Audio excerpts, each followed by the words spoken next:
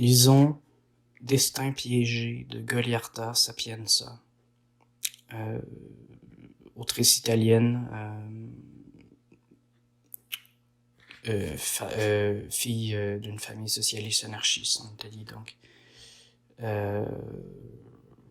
qui a milité, puis qui a écrit évidemment, notamment lors de la Joie romance, qui a été très reconnue en France. Mais là, c'est des nouvelles écrites précédemment, dans les années vers la fin des années 50, donc, sous le titre Destin piégé, ou Destino coato. C'est traduit ici de l'italien par Nathalie Castagni. Je donne donc des extraits. J'avais deux amis. L'une s'appelait Bully et l'autre Pizzipi. Oui, je dis bien, Bully et Pizzipi. Je vous comprends, parce que moi aussi je suis resté ébahi quand elles m'ont dit leur nom. En outre, je n'avais jamais eu d'amis. Je n'ai pas de sœur, je suis le dernier après 5 garçons, si vous pouvez dès lors le comprendre. Avec les femmes, je ne suis pas, comment dire, en terrain familier. Bon, je suis resté tellement ébahi, je m'appelle Rosanna, que j'ai commencé à sortir avec elle. Nous allions au cinéma, à la piscine, au People Club, au chez Fafo ou le Loup, amis de Bully et Pizzipi. Nous allions chez eux presque tous les après-midi pour écouter des disques. Ils nous en avaient des quantités. Oh, bof, rien de spécial. Pour danser un peu dénudés. Oui, eux aussi, un peu dénudés. Fafo et Lolo, eux aussi. Moi, comme je vous ai dit, je m'appelle Rosanna, et il m'était difficile de me déshabiller, ne serait-ce que parce que j'avais peu de poitrine, et ça, non mis à part, ça me mettait mal à l'aise. Oui, j'ai essayé de me faire appeler Roxy, mais on a découvert qu'il y avait un cinéma qui s'appelait comme ça, et j'ai dû y renoncer. Bon, ce n'est pas tant ça que je voulais dire. C'est un peu difficile. Est-ce à cause de ma quasi-absence de poitrine, de ce pucy de merde? Un autre ami à eux, qui à un certain moment s'est mis à s'incruster un rein décemment. Bref, je ne sais pourquoi, j'ai commencé à m'amuser avec les allumettes. Il y en avait de tous les genres chez Fafou et Lolo, et ces allumettes longues, japonaises ou chinoises, qu'en sais-je, étaient très belles.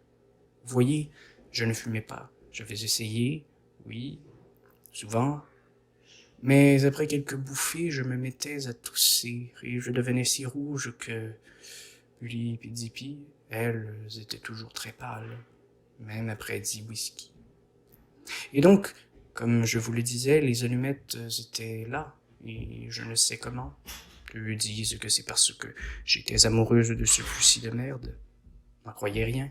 Les sous-vêtements de Ninon de Bully ne portaient jamais de Ninon, seulement de la soie, et les cheveux de Pizzipi prirent feu.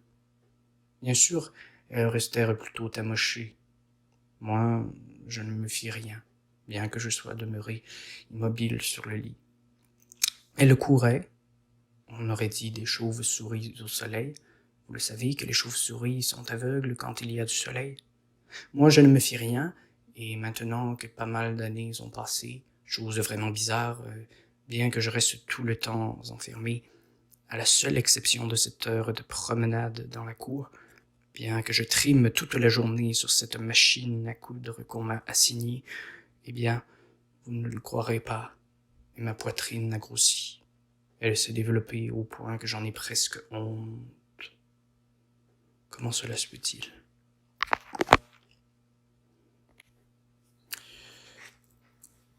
Une autre nouvelle. J'ai 22 ans, et depuis 1 an, je vis avec un garçon de 2 ans plus âgé que moi.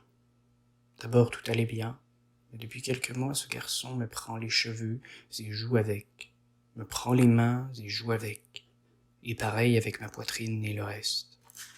Oui, il joue seulement avec, comme font les enfants. Je ne sais pas si vous avez l'habitude des enfants. Moi, oui, j'ai eu 3 frères et je les ai plusieurs fois surpris, tous les 3, à jouir avec leurs membres. Pas à se masturber, comme on dit, mais à jouer. Une fois, je suis entré dans la salle de bain et j'ai trouvé Guido et Marco qui, le sexe à la main, faisaient de l'escrime. Et je vous assure qu'ils le maniaient vraiment comme si c'était une épée. Et donc lui, mon copain, joue avec moi. Et je crains que ce ne soit ma faute ou celle de mon désir. Je vous explique. Mon désir était de devenir lui, d'entrer en lui, pensée, corps, tout. Et je ne faisais que le lui dire. Je ne faisais que le lui dire. Au début, il restait un peu surpris. Parfois, il se mettait en colère. Puis il a commencé à m'embrasser de façon différente. Je ne sais comment dire. Si, voilà. Comme s'il s'embrassait lui-même en se regardant dans le miroir. Et maintenant, il ne fait plus l'amour avec moi, mais avec lui-même. C'est ma faute, je le sais. Mais le désir d'être à l'intérieur de lui était si fort que je n'ai pu l'éviter. Maintenant encore, je pleure seul, mais je sais que je ne pouvais l'éviter. Comment pourrais-je? Dites-moi comment je pourrais maintenant me retirer de lui, me détacher, me faire revoir, toucher. Comment?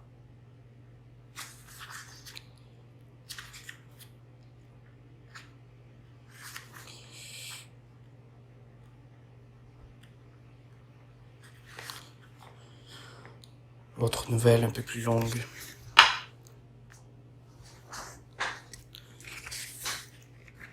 Quand j'étais petite, j'avais beaucoup de cheveux. Ma sœur Zoé me les peignait tout le temps. C'était son grand plaisir. Brosse et peigne, le grand plaisir de Zoé. Je m'asseyais sur le tabouret du piano et elle derrière moi lissait. Je n'aimais pas rester là immobile, planté comme un piquet, les mains sur le tabouret pour résister à cette torture, mais je ne m'y soustrayais pas. Je ne me suis jamais soustraite à rien.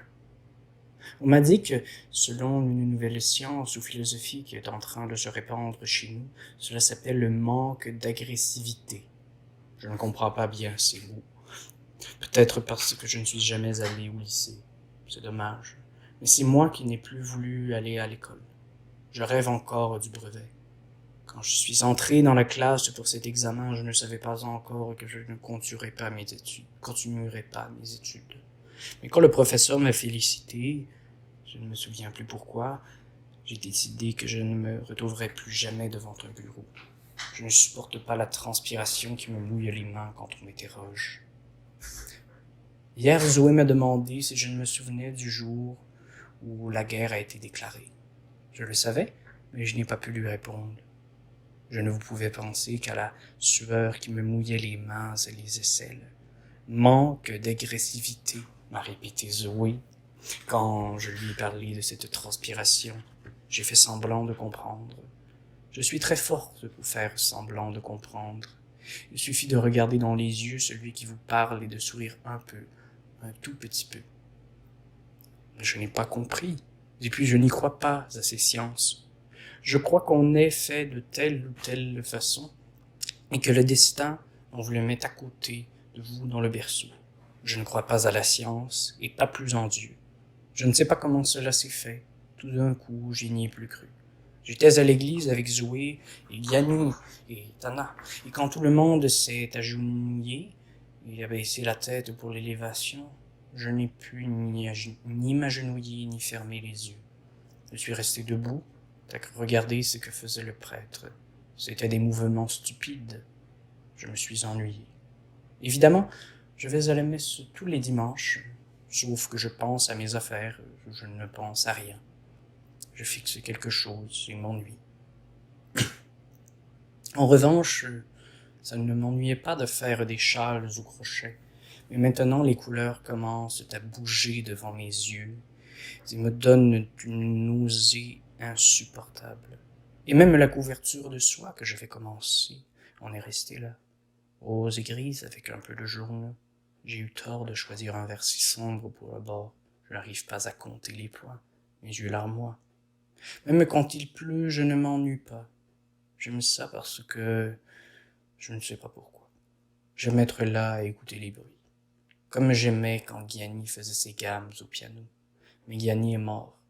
Et dans ce village Où nous sommes, il ne pleut presque jamais. Yanni devait mourir. On le voyait qu'il devait mourir. Il était toujours tranquille et ne pouvait courir. C'était un fils de vieux, et son sang n'était pas fort. Ils l'ont tellement tourmenté avec toutes ces piqûres et tous ces médicaments. Ils auraient pu au moins le laisser tranquille les derniers mois. Ils auraient pu le laisser continuer à jouer du piano, ça n'aurait rien changé.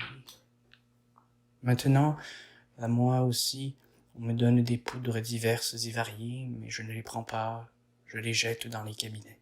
De toute façon, ce qui doit arriver arrivera. Dans la couverture, il y a un cheveu tissé au milieu du rose. Il est à moi. Depuis cet été, quand je m'éveille, je trouve l'oreiller plein de cheveux. Depuis, tous les jours, j'en sème partout. Ma tresse est devenue fine comme celle de Zoé quand j'étais petite. Comme elle m'enviait mes cheveux, elle me les a trop peignés. Espérons que le salon sera ouvert, je me ferai couper les cheveux. De toute façon, désormais, tout le monde les porte courts, et ça ne me va pas de tresser ces quelques fils qui me sont restés. Si le salon est ouvert, j'y arriverai. 10 minutes pour les couper, 10 pour payer, et puis la maison est tout près. Je ne serai pas en retard pour donner sa bouillie à Thury. Si elle est fermée, j'y retourne demain.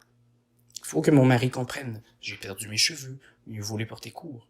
Comme mes seins me pèsent, il faut que je me dépêche. Et ce type encore là, qui se délecte à me brosser les cheveux, s'il pouvait faire vite, Thury est sûrement en train de pleurer. Zoé à présent est devenue blonde, et peut-être ne se souvient-elle plus de quand elle me peignait. Moi, si, je m'en souviens. Je m'ennuyais tellement que je me mettais à compter. Avec mon mari aussi, la nuit. Lui, il entre en convulsion et se démène sur moi. Et moi, je compte. Je compte jusqu'au moment où il crie. Et alors je sais que je peux dormir. Tante Concetta me l'a dit le jour où je me suis marié. Si ça te plaît, tu as de la chance. Si ça ne te plaît pas, compte. Mais moi, je l'avais découvert par moi-même, compter et faire du crochet, si on y voit assez bien pour ça.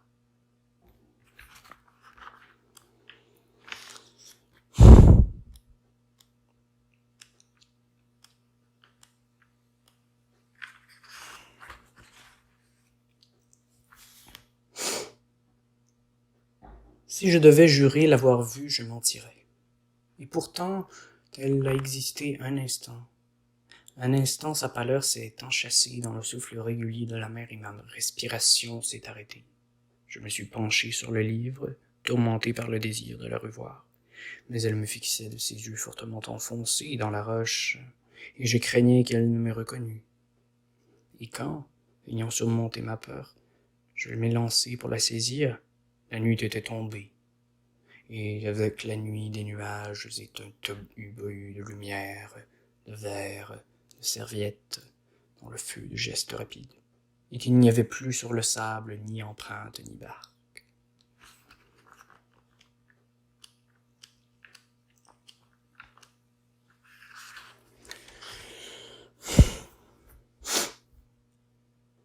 Je marchais dans des rues blanches.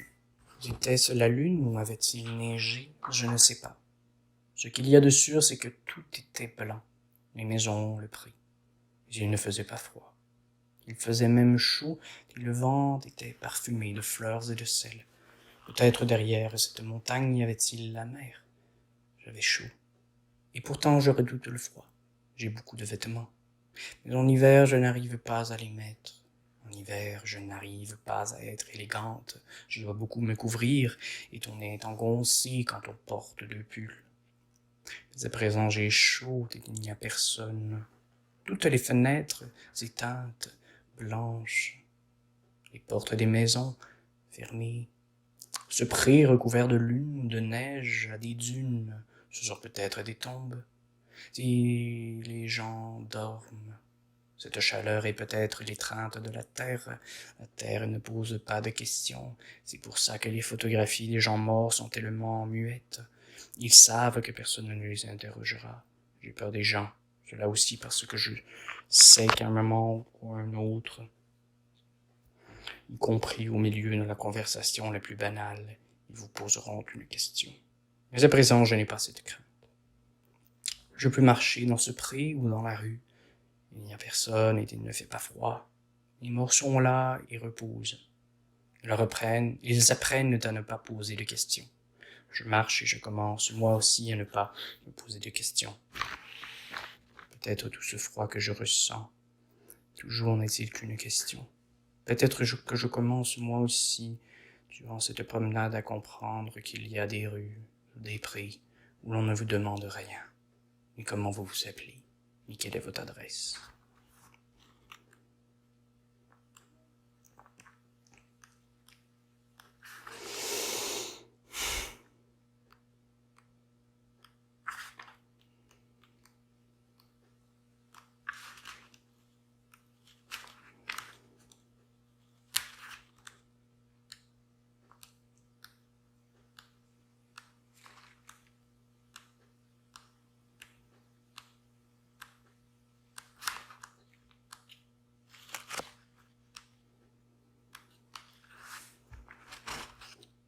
J'ai beaucoup d'amis, un travail, beaucoup de vêtements.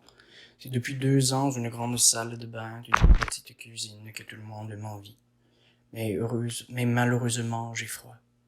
Ce soir encore, je devais aller dîner avec Franca et Lino, mais un tel froid m'a prise que j'ai dû me glisser dans le lit avec une bouillotte, et c'était seulement maintenant que je commence à sentir mes pieds. Et oui, il ferait un beau fragment de marbre, il serait bien sur un piédestal dans un musée. C'est peut-être la seule chose vraiment belle que j'ai, les pieds. Et les oreilles, oui. Petites et bien dessinées, comme les oreilles d'une statue grecque. Mais tout le monde n'apprécie pas les oreilles. Les yeux et la bouche ont plus d'amateurs. Sergio, si, en revanche. Mais il en avait honte et plaisantait là-dessus, le crétin. Tu as de si petites oreilles, il disait même ridiculement petites. Non, il n'était pas spirituel, juste un snob raté. Bien sûr, c'était amusant de sortir avec lui, mais le fait que ces garçons, snobs ou pas, veuillent à un certain moment vous embrasser, c'est vraiment une plaie. Moi, ça ne me va pas, surtout avec les amis. Ça gâche tout. Heureusement que j'ai trouvé le système, les présenter à une amie. J'ai beaucoup d'amies qui sont belles, j'aime sortir avec elles, et je dois avouer que l'une des choses qui m'amuse le plus, c'est de me faire tout raconter de ces grands amours qui naissent d'une présentation. Ça, et les voir ensemble au bout d'un peu de temps. Ils seront allés dîner aux 2 pains. C'est maintenant où ils s'embrassent, où ils sont au cinéma. Heureusement, moi, je suis ici et je commence à me réchauffer. Demain, je dois me réveiller à 7 heures. Le travail reprend. Et qui sait quel froid il va faire? Vont-ils enfin comprendre qu'il leur faut mieux le chauffer, ce maudit bureau? On ne parle que de ça, mais on ne voit pas venir de radiateur. Comment en faire avec ce slogan à trouver? Et bien sûr qu'on ne le trouve pas. Avec ce froid, comment pourrait-on vanter les vertus d'un climatiseur? Demain, je vais le lui dire à Lorica. Je vais lui dire c'est peine perdue. Si vous ne chauffez pas le bureau, je ne trouverai pas de slogan pour le climatiseur. Il rira, mais moi, en attendant, il faut que j'y pense. J'y penserai aujourd'hui, j'y penserai demain, c'est toujours comme ça. Renvoyerai plus tard, je suis sûr que si je ne me ressentais pas tout le temps ce froid, je serais comme Franca, Vera, Marie-Lou. Peut-être ai-je froid parce que je remets à plus tard, mais c'est quand même une chance que j'arrive à remettre à plus tard mes souffrances aussi. J'ai toujours réussi, toujours, à les remettre à plus tard. Et comment aurais-je fait autrement quand mon grand-père est mort? Ne parlons pas de ma mère et mon père. Ça ne me fait ni chaud ni froid de les accompagner au cimetière. Après l'enterrement, je suis allé au cinéma en bas de chez moi. Je penserai à lui plus tard. Le fait est que mon grand-père était très beau. Et le voir la bouche grande ouverte, d'abord encore chaude et Ensuite, la figure serrée dans ce mouchoir blanc. Je ne rêvais pas à y croire. On aurait vraiment cru un pantin. L'un de ces pantins en chiffon qu'on vend à la fête des morts. Je n'ai pas vu d'autres morts, mais si c'est comme ça, je ne vois pas pourquoi ils sont censés impressionner. Ce n'était pas mon grand-père. On donnait autant on emporte le vent. J'ai honte de le dire, mais c'est comme ça. Au cinéma, je pleure tout le temps, même devant les films les plus médiocres. Je pleure, ça fait si longtemps que je ne vais plus au cinéma. Qui sait ce qu'ils sont allés voir? Ils sont au cinéma, sûrement. Maintenant, ils ne pensent plus trop à s'embrasser. Ça fait plus d'1 an que je les ai présentés l'un à l'autre, et 1 an est le terme fixé. Ils disparaissent, et au bout d'1 an, ressurgissent. Ils ne font que téléphoner. Ils n'en peuvent plus de rester seuls.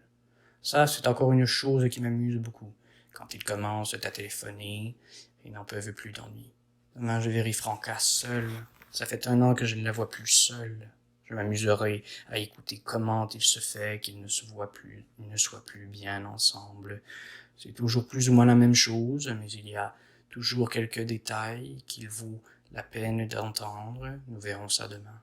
Oh, il n'y a pas de raison. J'ai maintenant 35 ans. J'ai entendu pas mal d'histoires. Il n'y a pas de raison qu'elles ne finissent pas toujours de la même façon, comme elles ont commencé. C'est sûr que c'est une satisfaction de constater que tout se passe comme on l'avait prévu. Hier, quand Franca m'a dit au téléphone qu'elle n'en pouvait plus et qu'elle voulait absolument me parler, j'ai senti un feu monter à mes joues. Je m'y attendais, mais c'est toujours quelque chose de nouveau, quelque chose qui réchauffe, la seule chose qui me réchauffe.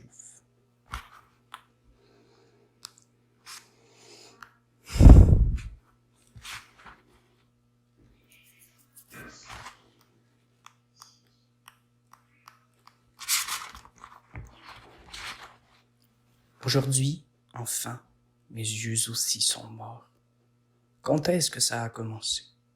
Comme pour tout le monde, sauf que tout le monde ne commence pas par les jambes. Pour moi, ça a commencé par les jambes. Elles sont mortes il y a des années, presque tout de suite après ma naissance. Ce n'est pas que je ne marchais pas, je marchais, mais la nuit je sentais qu'elles étaient mortes. Puis mon ventre, ma poitrine, les bras ça a été il y a peu de temps. Et ce matin, enfin, ça fait si longtemps que je suis au monde, j'ai compris que je n'y voyais plus. J'ai enlevé mes lunettes, j'ai arrêté de coudre.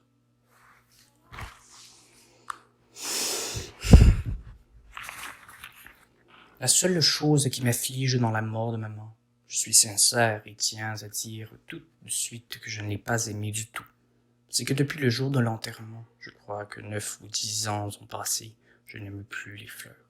C'est vraiment dommage. Avant, je les aimais beaucoup. J'aimais leur parfum. Maintenant, même dans la rue, quand je sens l'odeur des glycines, j'habite un quartier plein de glycines. J'ai envie de vomir. C'est vraiment dommage parce que je n'ai jamais aimé que si peu de choses.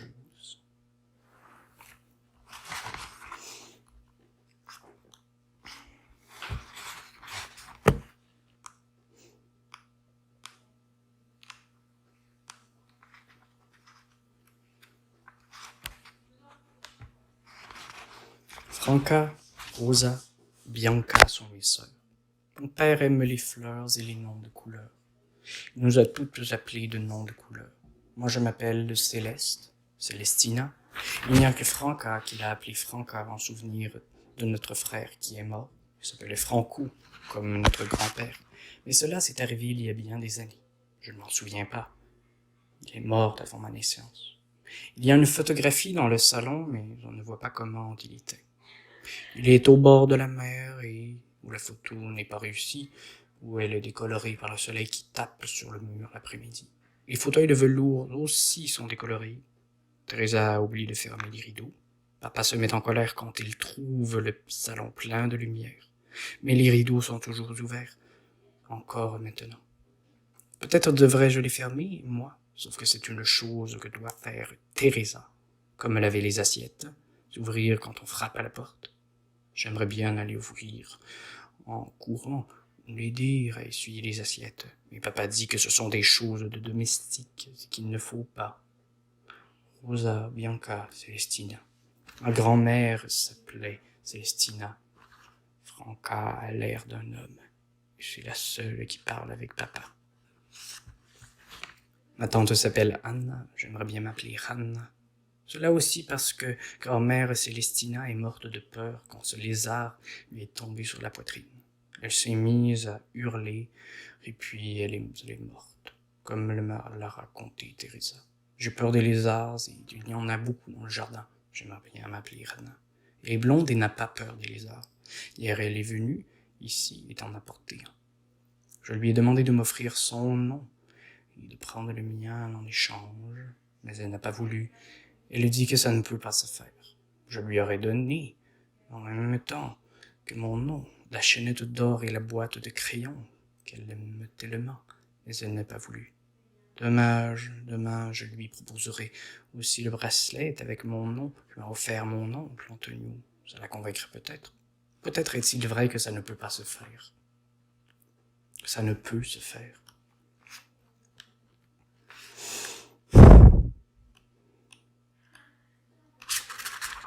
Une dernière. Oui, je le sais, c'est un défaut. Ça a toujours été mon défaut, je le sais très bien. Je l'ai payé de ma personne. On m'a mise au collège à cause de ça, et c'est pour cela que chaque fois j'en ai été chassé. Et puis tante Gracia aussi m'a chassé, et dire que je l'aimais tant. Elle m'a chassé parce que, la voyant si belle, toujours belle, le matin à peine réveillée quand elle cuisinait. C'est une chose extraordinaire pour une femme, non? Moi, toutes les femmes que j'avais connues avant, sauf à quelques heures, l'heure des visites, du cinéma ou du théâtre, comme ma maman qui alors était splendide, à toutes les autres heures de la journée, elles étaient vraiment laides. Sœur Maria, elle aussi, dans ce collège dont j'ai été chassé, me semblait belle quand elle faisait cours le soir, aussi quand elle passait entre les lits pour la prière. Mais le matin où j'ai passé la tête par les rideaux, j'ai toujours souffert d'insomnie, je voulais lui demander quelque chose. Elle était horrible dans sa coiffe et ses bandeaux, blanches comme les draps et chauve comme mon grand-père. Non, elle n'était pas toujours belle. C'est pour cela que tante Gracia me plaisait tellement, mais tellement.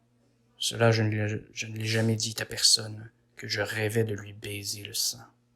Ou même de lui sucer le sein comme un Carmelo qui était alors tout petit et prenait son lait.